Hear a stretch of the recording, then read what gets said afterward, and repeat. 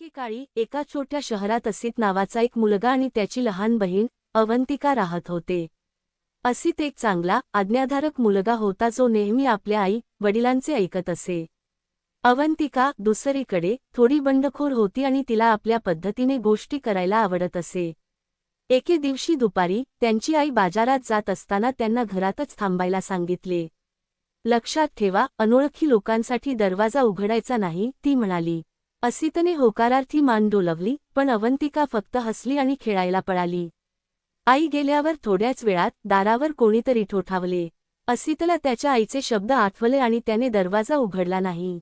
पण अवंतिका उत्सुक आणि बंडखोर असल्याने दाराकडे धावली आणि दरवाजा उघडणारच होती. असितने तिला झटकन हात धरून म्हटले, नको अवंतिका, आपण आईचं ऐकलं पाहिजे. तिने आपल्याला अनोळखी लोकांसाठी दरवाजा उघडायला नाही सांगितलं. अवंतिका नाराज झाली, पण तिने आपल्या भावाचं ऐकलं. जेव्हा त्यांची आई परत आली तेव्हा ती खुश झाली, कारण त्यांनी तिचं ऐकलं होतं. तिने असितचा एक चांगला मुलगा असल्याबद्दल आणि तिच्या शब्दांचा आदर केल्याबद्दल कौतुक केलं. हे पाहून अवंतिकाला आई वडिलांचं ऐकण्याचं आणि त्यांचा आदर करण्याचं महत्त्व कळलं. त्या दिवसापासून अवंतिकाने असितप्रमाणेच आपल्या आई वडिलांचं ऐकण्याचा पुरेपूर प्रयत्न केला आणि ते सगळे आनंदाने राहू लागले.